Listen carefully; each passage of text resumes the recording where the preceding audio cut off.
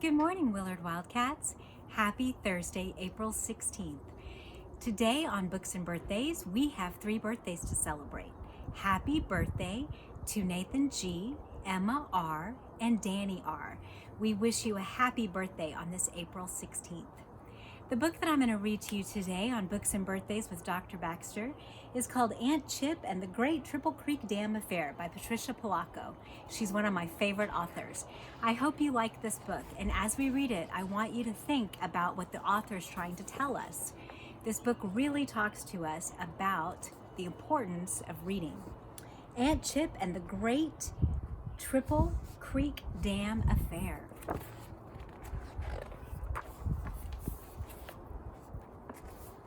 Absolutely everybody in Triple Creek loved their TV sets. No one could even remember a time when there wasn't a TV in every home, nor could they remember when they weren't watching TV. Their TVs were always on, while they ate their meals, while they worked, while they played, while they slept. They even kept photos of their TVs on their mantles along with all the pictures of their family members. Do you know what a mantle is? A mantle's that part of the fireplace that's like a little shelf. And they have a picture of their TV on it. Everyone loved their TVs except Eli's Eli's Aunt Charlotte. Aunt Chip, as Eli called her, didn't even own a TV. As a matter of fact, she had never owned one. This made her suspect in the eyes of the townsfolk of Triple Creek, especially since she had upped and taken to her bed well over 50 years ago and vowed never to get out of it again. No one knew why. Really, though, there was some talk that it happened just about the time that huge TV tower was built over on Cedar and Oak. "I'm taking to my bed. Ain't never getting up again," they say she shouted out of her window. "But there will be consequences. Mark my words, there will be consequences." And she settled into her eider down. Think she was mad about that TV tower? Seems it. Eli loved his Aunt Charlotte very much, in spite of her strange ways. He visited her almost every day. He especially loved it when she would start into one of her great stories, like the one about the little kid in Holland who held back the sea by putting his thumb up in the dike, or his favorite about the great white whale that lived in the deepest, darkest parts of the ocean. "Where do all them stories come from, Aunt Chip?" he asked one day. "Some out of the thin air, some out of my dreams, some right out of books." "Books?" thought Eli for a long time. "How do you get a story from a book? Whatever do you mean?" "How, child?" "I mean, we use books all the time. They're all over town, but—" "Use them? You mean read them, don't you?" she asked, leaning closer to the boy.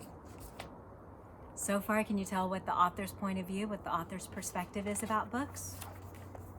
Something of value? I think so too.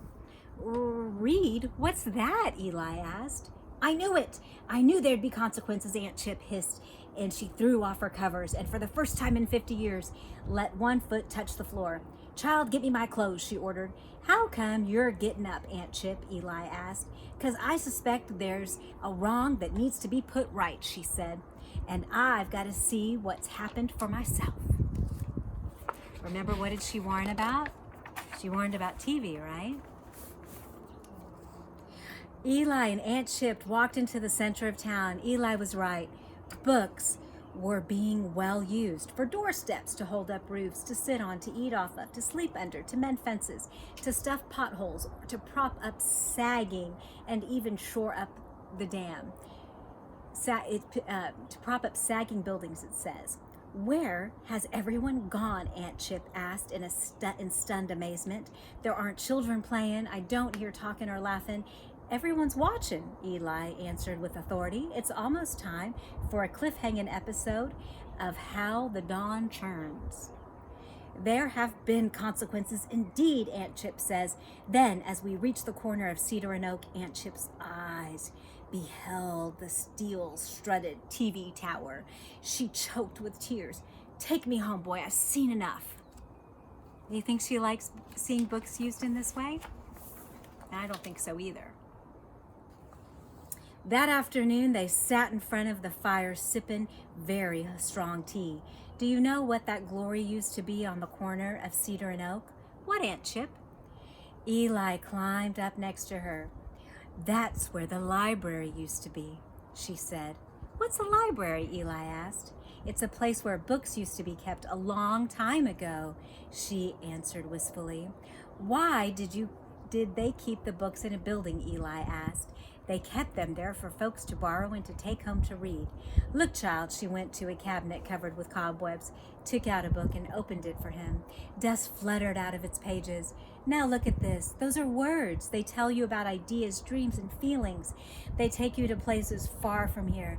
They show you how to be fair and just, and sometimes show you what happens when you're not.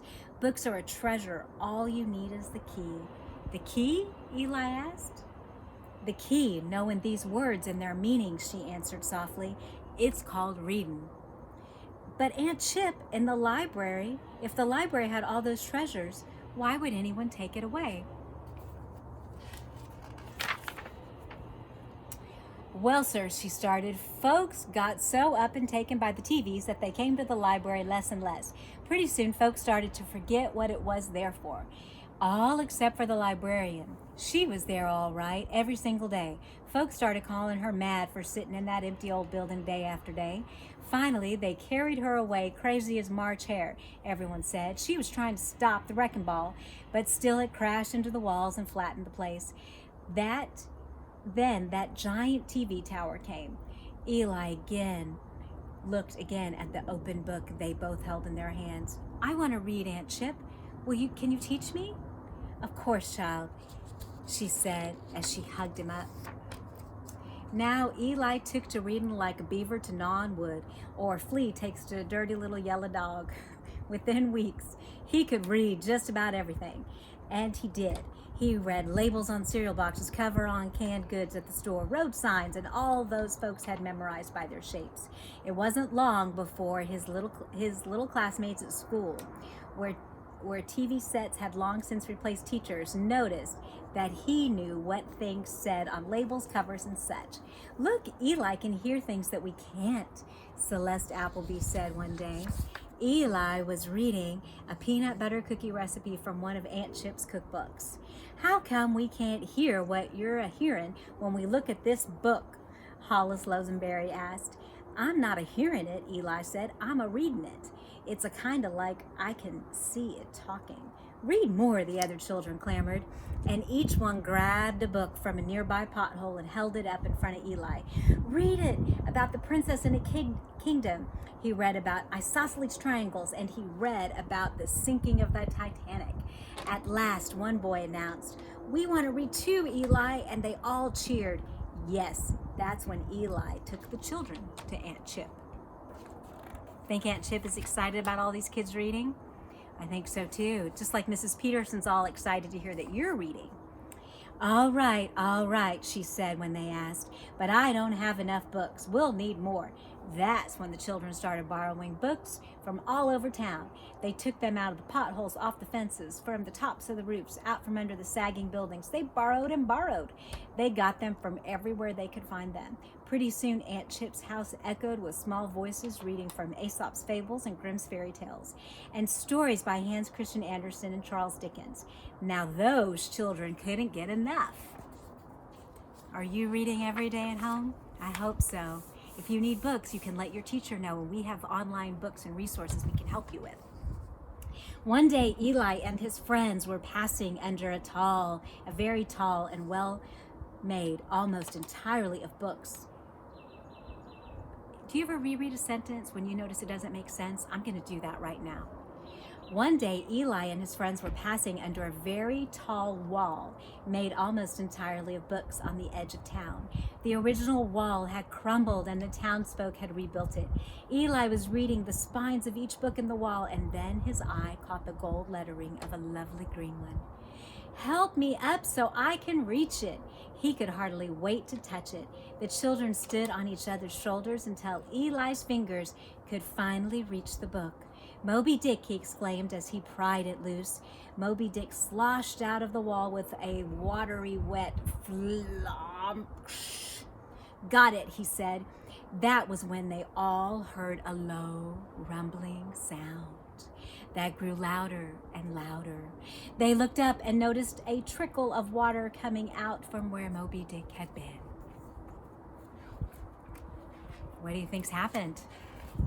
You think the dam is now leaking? Maybe. The trickle got bigger and bigger. The rumbling got louder and louder. The ground under their feet started to shake as they noticed that they were in ankle-deep water. "Let's get to the bluff," Eli called out. When they reached the bluff and looked down, they saw it. The wall of books had become the new Triple Creek Dam, and it was it was bowing under the weight of the lake behind it. Then with a thundering, watery roar, it exploded. The explosion sent the books flying straight up. They hurtled so high into the air that they disappeared clean out of sight. Tons of water surged down past Dead Man's Bluff and past the bucket of Sud's Salon, and was heading straight for the TV tower next to the bridge at Cedar and Oak Streets. The wall of water hit that tower with such force that it crumpled up like tinfoil. Have you ever heard tinfoil crumple? It's really crunchy and it folds very easily, or tried to straighten it out after that. That's what it reminds me of, that sound. When the children got into town, they saw all the grown-ups walking around looking confused and dazed. "My TV went off for no reason at all," a woman said as she grasped the photo of her TV to her chest. "I can't live without my sports recap or the replay of Sunday's game." A hysterical man screamed as he collapsed with a serious case of the vapors.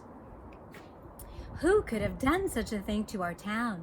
the mayor called out in anguish, clutching his remote control. "It's my fault," Eli finally said above the din. Aunt Chip came and stood by his side.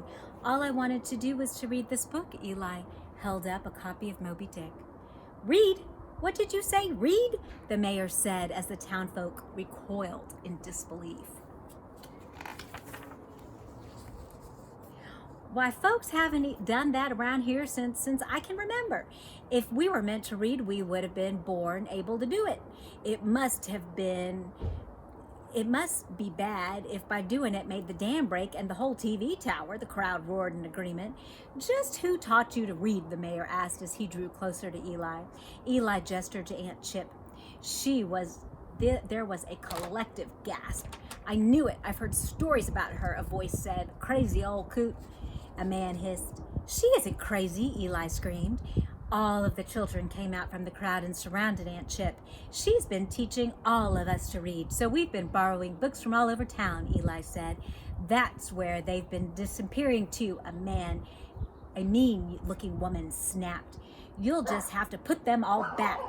"They'll do nothing of the kind," Aunt Chip said with resolve. 50 years ago, I didn't have the strength to stand up to the city fathers, but now I do," she said as she locked hands with the children. Eli looked up at Aunt Chip. "It was you. You were the librarian. That's why you took to bed. If we were meant to read, there surely would have been a sign," the town soothsayer said as she gazed at the horizon.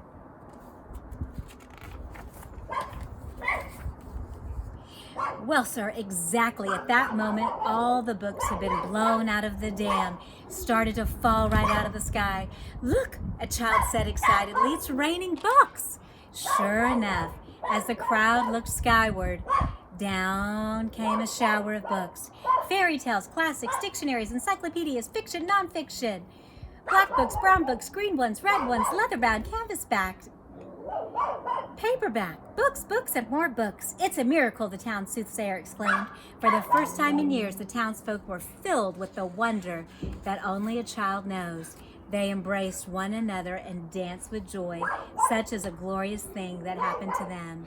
Clearly, it was a sign.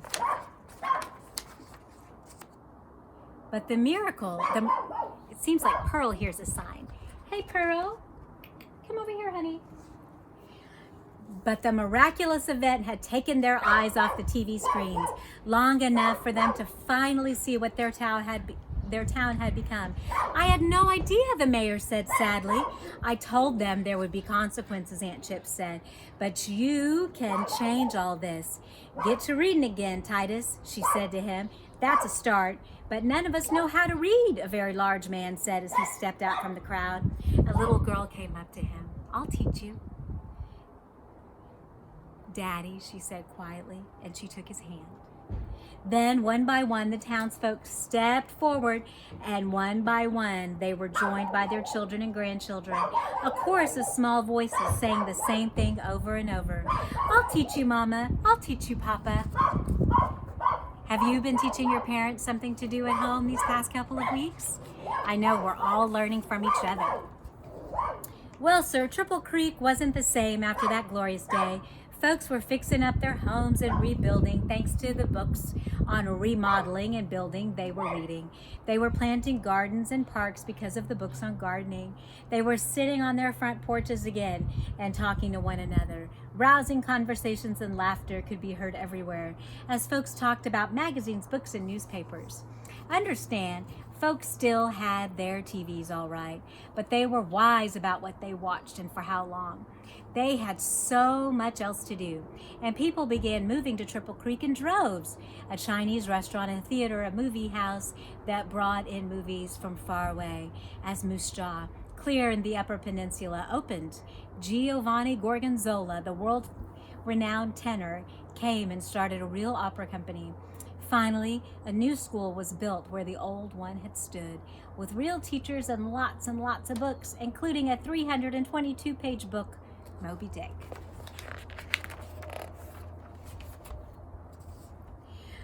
But the folks were most proud of their new library. Do you know the ribbon-cutting ceremony attracted dignitaries from all over the country, including Jubilation T. Fogbound, the great senior senator from our great state of Michigan?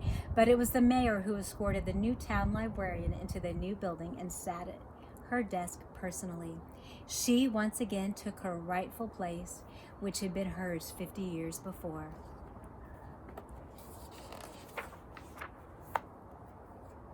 Now, I said that a great many stories are true, though some may have not happened. You'll have to judge this for yourself. But next time you hear about a library being closed, you'll know that there will be consequences. And if you hear folks say that there won't be, just have them read this here book. As for Eli, well, he grew up, went off to college, and studied journalism. He came back to Triple Creek about 8 years ago and started the town newspaper. He called it the Triple Creek Herald-Consequence. I've heard that little paper won an international award for first-class journalism and excellence just last year. He keeps the trophy right there on the shelf behind him, next to the tattered, well-loved copy of Moby Dick. Thank you all for listening to today's story. I hope this reminds you of the importance of reading every day and in working through reading. And remember, if you need access to books, let the teachers or myself know, and we have a lot of resources we can support you with. Remember, Wildcats, this month of April, we are celebrating the IB attitude of independence, and we are demonstrating the learner profile aspect of being reflective. I try to model being reflective as I read to you, and also I just want you to think about what you've been reading and learning at home, and talking about that when you eat dinner or have your next meal or snack. That's a way to show that you're reflective. Have a wonderful Thursday.